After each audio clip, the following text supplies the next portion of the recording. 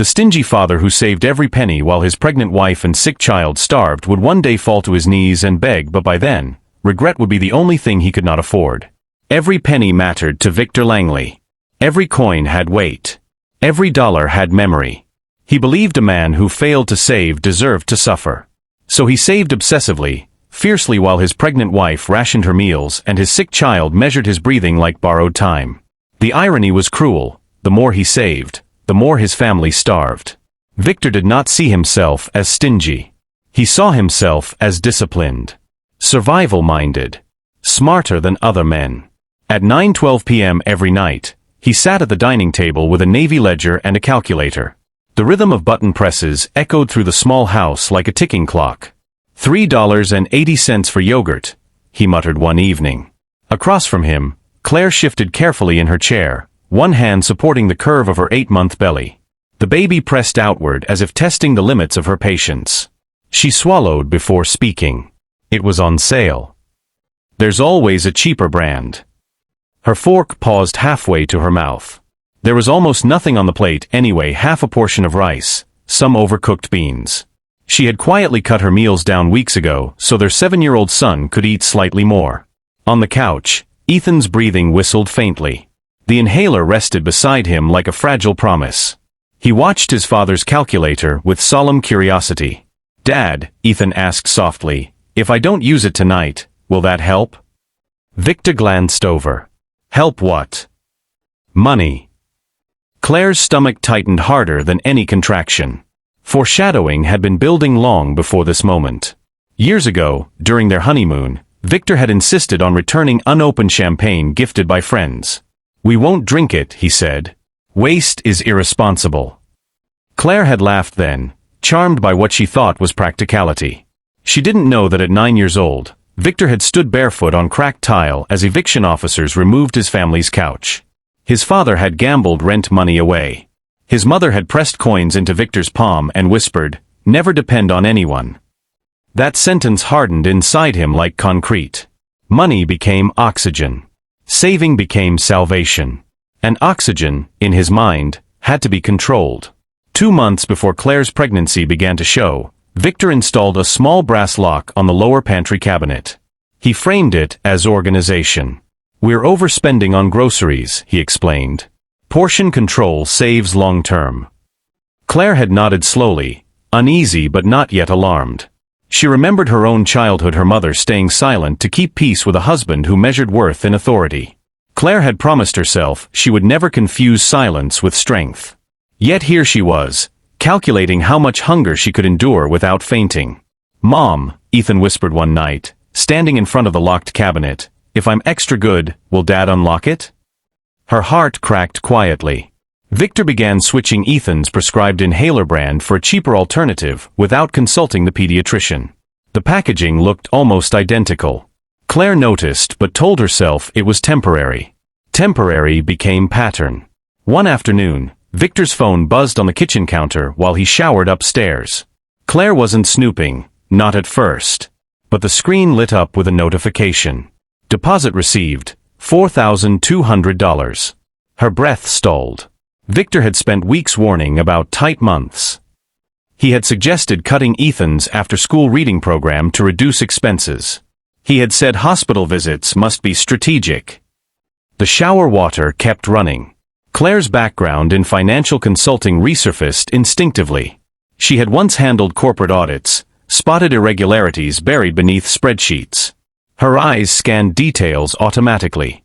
When Victor came downstairs, she handed him a towel and smiled normally. That night, she checked the mail before he returned from work. 3 days later, a thicker envelope arrived addressed solely to him. She hesitated only a second before opening it. Savings account balance, $214,783. The numbers blurred. They had argued about buying apples last week. He had let their son ration inhaler doses. And yet, over $200,000 sat untouched. Claire did not confront him. Not yet. Instead, she watched more closely. The way he double-locked the pantry. The way he dimmed lights unnecessarily. The way he flinched at ambulance sirens outside, muttering about overcharging. His fear was no longer invisible. It governed the house. Weeks later, the first major crack appeared. Ethan's coughing fit began at dusk. It escalated quickly, deeper, sharper, like air scraping through a narrowing tunnel. "Victor," Claire said urgently, "it's worse." Victor knelt, listening to the wheeze. "He'll stabilize." The inhaler jammed. Ethan's eyes widened in panic. "Call an ambulance," Claire demanded. Victor hesitated. Ambulances cost thousands. 6 seconds passed. 6 seconds where calculation battled compassion. Claire grabbed her phone and dialed emergency services. The siren cut through the neighborhood like judgment. At the hospital, the doctor spoke carefully. "If you had waited longer."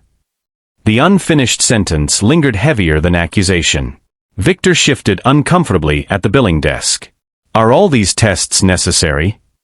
Claire stood a few feet away, something inside her settling into cold clarity. The stingy father who saved every penny while his pregnant wife and sick child starved believed he was protecting them. But protection should never sound like wheezing in a hospital corridor. That night, back home, Claire opened her old laptop. And for the first time in years, she began planning in silence. The stingy father who saved every penny while his pregnant wife and sick child starved believed the hospital scare would pass like everything else, recorded, calculated, and filed away. He did not know that something irreversible had shifted. He did not know that the very instinct that made him hoard money had finally awakened something in Claire that he could no longer control. 3 nights after Ethan's asthma attack, Victor sat at the dining table again, ledger open, calculator tapping steadily. The hospital bill lay beside him like an enemy. "We could have driven him," he said flatly. "Ambulance fees are inflated." Claire stood at the sink, hands submerged in lukewarm water long after the dishes were clean. The baby inside her shifted hard, pressing against her ribs as if reacting to tension. "He couldn't breathe," she replied. "He was stabilizing." He was turning blue. Victor's jaw tightened. Panic leads to waste. That word, waste, lingered in the kitchen like smoke. Cinematic memory cut through Claire's thoughts. Her mother sitting at a similar table years ago, staring at unpaid bills while her father lectured about discipline. Claire had once asked, "Why don't you argue back?" Her mother had answered quietly, "Peace is cheaper." Claire had believed that for a long time. Now she saw the cost. Victor's behavior did not appear overnight. The roots were deeper than frugality. As a teenager, he had worked 2 jobs while classmates attended football games. He never bought lunch. He carried stale sandwiches wrapped in reused foil. When college roommates ordered pizza, he calculated slices per dollar before agreeing to contribute. He told himself he was different, smarter. But beneath that logic was the image of his mother crying beside an empty refrigerator. Money had become armor. And armor, once welded on, rarely comes off easily. Claire began reconstructing timelines quietly. The hidden savings account had existed for 3 years, long before tight months began. Transfers appeared consistent. Deposits larger than necessary. She realized Victor's narrative of scarcity was engineered. This was not fear alone. It was control. At breakfast one morning, Ethan pushed his bowl away halfway through. "I'm full," he said. Claire knew he wasn't. Victor nodded approvingly. Good discipline. Later, when Victor left for work, Ethan whispered, "Mom, if I eat less, will Dad smile more?" The question pierced deeper than any accusation. That afternoon, Claire called her former colleague, Margaret Lewis. Her voice trembled slightly at first. "I've been out of the industry for 7 years, Claire admitted. Margaret laughed warmly. "Talent doesn't expire. We've actually needed someone with your audit background." Claire stared at the window while they discussed remote contract terms. Outside, autumn leaves scattered across the lawn, thin, brittle, barely clinging to branches. She felt strangely similar. She opened a new bank account that evening. Foreshadowing threaded quietly through the house. Claire began photographing pantry locks, saving screenshots of deposits, backing up financial statements to encrypted storage. Each action small, deliberate. She did not yet know how she would use them, but she knew she might need to. Victor noticed her typing late one night. "What are you working on?" he asked. "Budget projections," she replied calmly. He smirked slightly. Leave that to me. The irony passed unnoticed by him. 2 weeks later, Claire attended a prenatal checkup alone. The doctor expressed concern about her weight loss. You need more nutrition, the doctor said gently. Claire nodded, embarrassed. I'll adjust. On the drive home, she replayed every grocery argument. Every locked cabinet. Every time Victor suggested cutting non-essentials. She realized something crucial. This was no longer about misunderstanding his trauma. It was about protecting her children from it. That night, Victor announced another efficiency plan. We'll reduce heating by 2 degrees. Saves hundreds annually. It's already cold, Claire said. Wear layers. Ethan sat bundled in a sweater indoors, small fingers gripping his inhaler. Claire noticed how often he glanced toward his father before speaking, as if measuring emotional temperature the way Victor measured electricity. The emotional spine of Claire's transformation deepened when she discovered something else in the statements, a recurring transfer labeled long-term security reserve. It wasn't simply saving. It was strategic accumulation. Victor wasn't living paycheck to paycheck. He was building wealth while portraying struggle. Claire confronted him carefully one evening. Why didn't you tell me about the other account? Victor's eyes sharpened instantly. You went through my mail? It's our mail. It's my account. For what? For emergencies. Our son struggling to breathe wasn't an emergency? Victor's silence lasted longer than his 6-second hesitation weeks earlier. That was different, he finally said. How? It wasn't catastrophic. The word sliced through her memory, the doctor's unfinished sentence. Catastrophic. Claire saw it clearly now. Victor had redefined emergency so narrowly that almost nothing qualified. That night, as she lay awake, a contraction tightened briefly across her abdomen, a warning that the baby might come early. Victor slept soundly beside her, one hand resting protectively over the side of the mattress, as if guarding invisible currency. Claire stared at the ceiling. She understood something profound. If she stayed, Ethan would grow up equating love with rationing. Their daughter would learn that hunger was proof of obedience.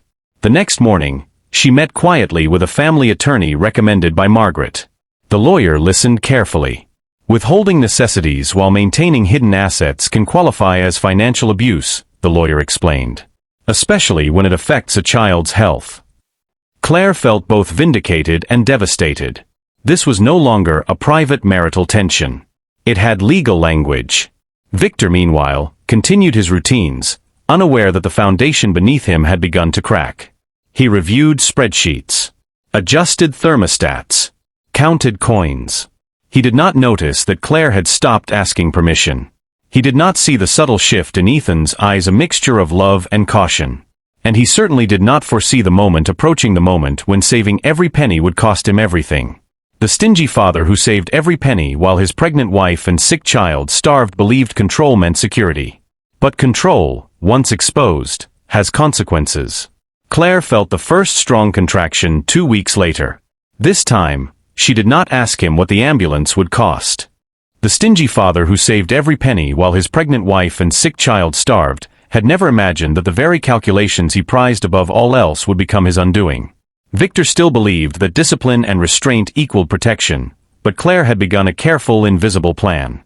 And now, as the baby's arrival drew near, the house held a tension so thick it was almost tangible. Victor moved through the morning light like a man inspecting a ledger for errors. Each step was measured.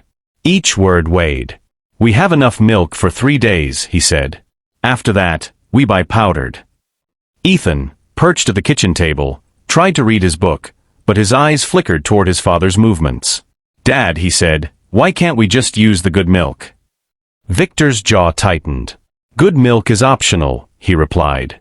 We pay for essentials first. Claire quietly finished preparing breakfast, watching him from the counter. She had memorized his routines, his predictable resistance to anything that cost more than it needed. But she had also begun weaving threads of her own, small and deliberate. Months earlier, she had started rebuilding her professional network. Old colleagues remembered her precision and sharp instincts, and within a week, a consulting contract was secured remotely. She opened a new account, separate and secure. And now, as she moved through the house, She carried invisible power in her purse. Documents, screenshots, bank statements, photographs of the locked cabinet, receipts of switched medications. Each piece was a puzzle, waiting for the final assembly. Victor did not notice. He was consumed by numbers. He counted coins while Ethan counted his breaths. Flashback pierced Claire's mind as she watched her son sip from his old inhaler. She remembered her own mother, silent and enduring under a husband who measured love in control. Sometimes survival means obedience, her mother had whispered once. Claire had vowed she would never raise children that way. Yet, for months, she had permitted it, believing compromise was necessary. The hospital scare had cracked that illusion. Claire also remembered her first years with Victor, the early charm, the shared dreams of building a safe, stable life. The way he had returned gifts, argued over the price of groceries, laughed when they bought too much fruit. Back then it had seemed quirky, even admirable. Now, it was terrifyingly methodical. Ethan coughed quietly. "Mom, I don't feel good," he whispered. Claire's stomach twisted. She moved quickly, holding him, checking the inhaler. Victor glanced over, expression blank, before returning to his calculations. "You don't need more medicine," he said finally. "You'll be fine." "You don't understand," Claire said sharply. "This isn't about being fine. This is about living." Victor paused. "I'm protecting us." Claire felt something shift inside her. She had endured long enough. Protection does not taste like hunger. Protection does not look like wheezing. Protection does not arrive in an envelope labeled, "Hidden Account, $214,783. Her own flashbacks intertwined with present decisions. She remembered nights of silent worry, cutting her meals, rationing medications, convincing herself it was for Ethan's benefit. She recalled visiting the bank secretly, opening a new account, making quiet calls to old colleagues. She had learned patience, precision, and subtlety, the tools necessary to survive someone who had weaponized thrift. Later that evening, Victor announced another efficiency measure. "We'll reduce heat overnight. 3 degrees. Saves about $12 weekly." Ethan hugged his sweater closer. Claire could feel his small chest rising and falling against her hand. "No," she said calmly, decisively. "We are not adjusting the heat." Victor looked up, confused. "This is unnecessary." "This is our child's comfort," Claire replied. "Do you understand that?" Victor blinked, then shrugged, dismissing her. But she had already begun a subtle campaign, carefully preparing documents and evidence for legal action.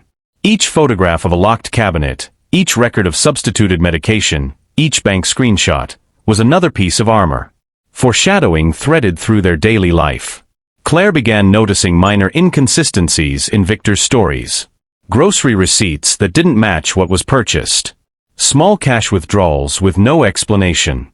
She photographed everything. Every locked pantry, every rationed meal, every half-used inhaler. The stingy father who saved every penny while his pregnant wife and sick child starved had unknowingly sown the seeds of his reckoning. The tension in the house grew palpable. Ethan began to measure every word, every action, gauging the room like a fragile balance.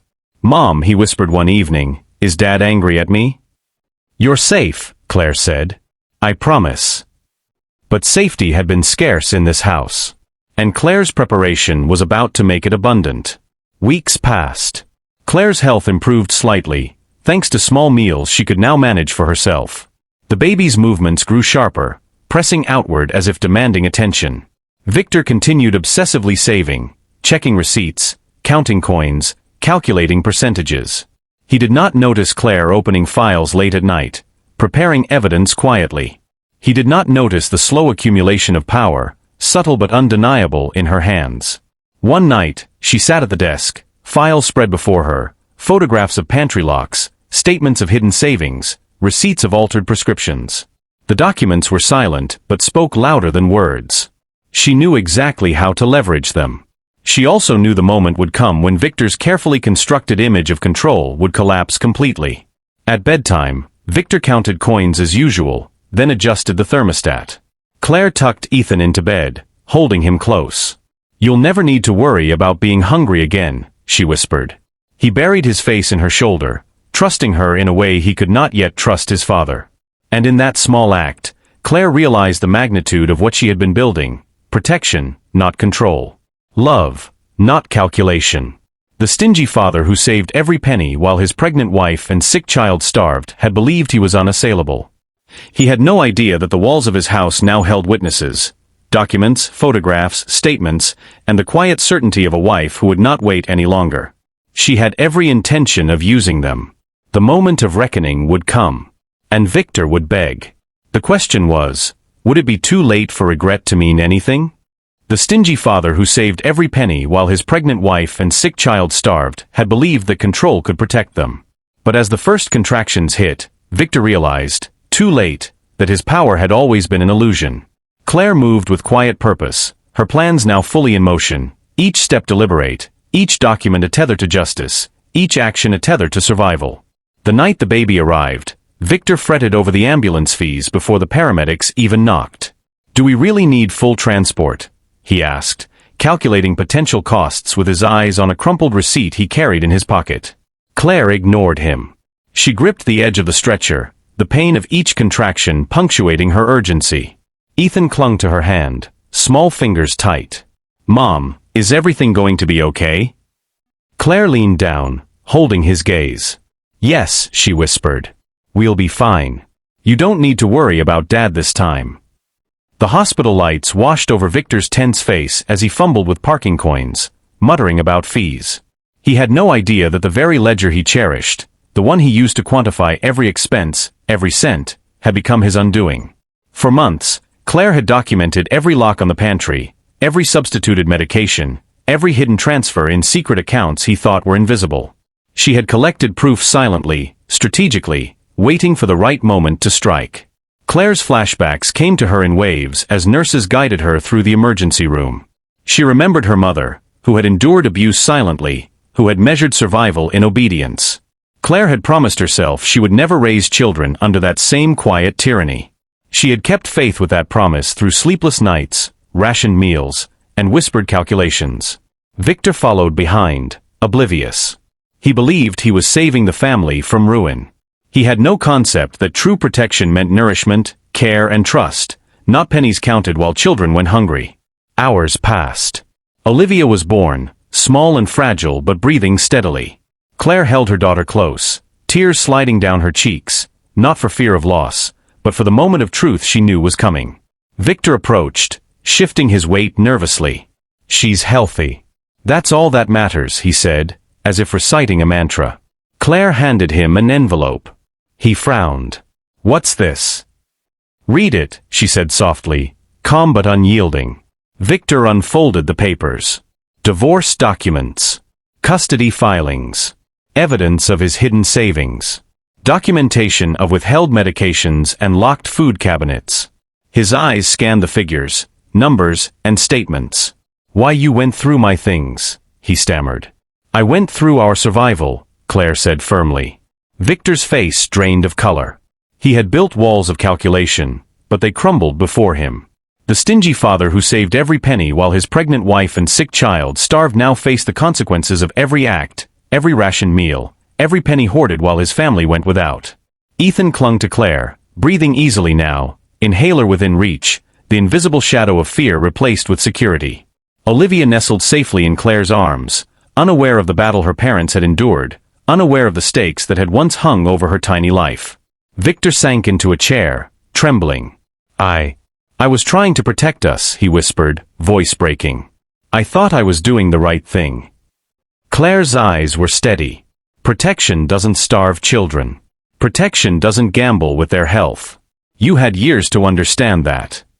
The court's verdict would later confirm what she already knew. Victor's hidden savings were exposed. Financial abuse and neglect were documented. Custody was awarded to Claire. Child and spousal support set to ensure stability and care. For the first time, Victor truly understood what it meant to lose control, not just of money, but of the very family he thought he protected. Weeks later, Victor stood outside Claire's apartment building. Ethan waved from the window, healthy and confident. Olivia slept peacefully in Claire's arms. Victor's hands trembled. "I can change," he said quietly, a plea and an apology wrapped into one. "You had years," Claire replied, her voice soft, yet resolute. "And now, you have regret." Victor sank to his knees on the sidewalk, the weight of every withheld meal, every rationed inhaler, every locked pantry pressing down. He wept not for money, not for himself, but for the understanding that wealth cannot substitute for care. Claire looked at him once and then turned, securing her children in the safe, warm home she had built, one not counted in coins, but in meals shared, breath sustained, and love given freely. Even now, Victor counts pennies alone. The ledger remains, but its rhythm is hollow. He has wealth, but it cannot restore trust. It cannot return moments of fear endured by a child too young to understand why love sometimes came with a cost. Claire, meanwhile, thrives in the life she meticulously rebuilt. Her career flourishes. Her children grow strong and secure. She never locks a cabinet again. Ethan never fears hunger. Olivia will never know the sting of rationed love. The stingy father who saved every penny while his pregnant wife and sick child starved learned, finally, the truth he had long ignored: safety is not measured in coins. Security is not calculated in percentages. Love cannot be hoarded. And sometimes, regret arrives too late. The ledger lies closed. The locked cabinets are empty. The children eat freely. And Victor Langley, the man who thought control could protect, understands at last that the greatest loss is never money. It is the time he cannot reclaim with the family he almost starved for his obsession. The house is silent now, but it carries a lesson. Every corner whispers it. Every empty ledger page repeats it. Every healthy, breathing child embodies it. Protection is measured not by how much you save, but by how much you give when it matters most. The stingy father begged. But the woman who had endured hunger, fear, and silence answered only with the calm certainty of a life rebuilt, a family secured, and justice, at last, served. The stingy father who saved every penny while his pregnant wife and sick child starved had learned, in the most painful way, that wealth without care is nothing. Victor Langley sat in the quiet of his empty house, the ledgers stacked neatly on the table, each number now meaningless. Months had passed, but the weight of his actions pressed on him heavier than any debt. He could count coins endlessly, but he could not count back the moments he had stolen from his children's lives. Outside, the autumn sunlight illuminated Claire's apartment window. Inside, her children thrived. Ethan built towers with blocks, laughing freely, inhaler nearby but untouched. Olivia, small and curious, clutched a doll, her tiny fingers tugging at the seams with a focus no fear could disturb. Claire watched them, sipping coffee, a small smile on her lips. She felt the satisfaction of every decision, every plan, every silent effort finally paying off. Flashbacks cascaded across her mind. Nights when she had eaten half portions of bread so Ethan could have fruit, mornings when she had counted her own calories while checking Victor's hidden account balances, afternoons when she had quietly documented locked cabinets and medication substitutions. Each action, once taken under duress, had now become armor and evidence. The stingy father who saved every penny while his pregnant wife and sick child starved had underestimated her resolve. Victor had begged.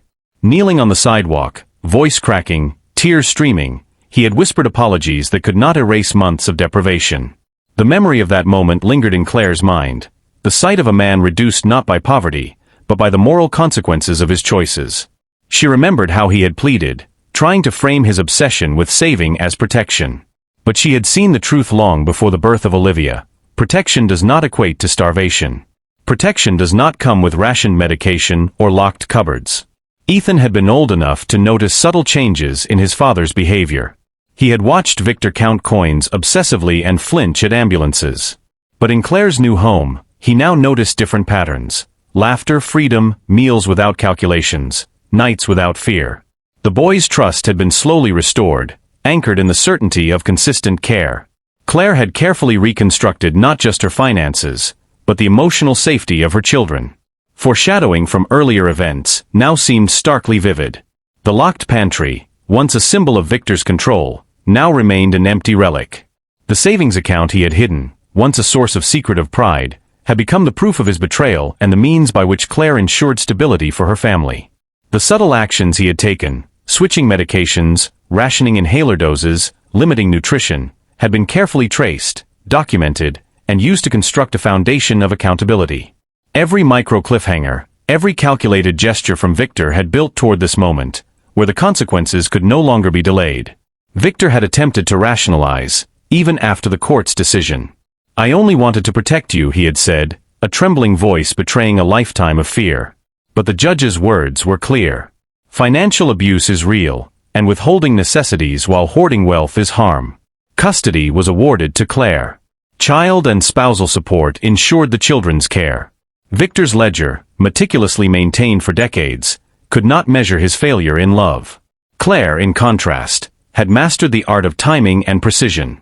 She had delayed confrontation, allowed micro-cliffhangers to accumulate tension, and created suspense through her quiet observation. Every glance, every withheld word, every carefully stored document contributed to the final revelation.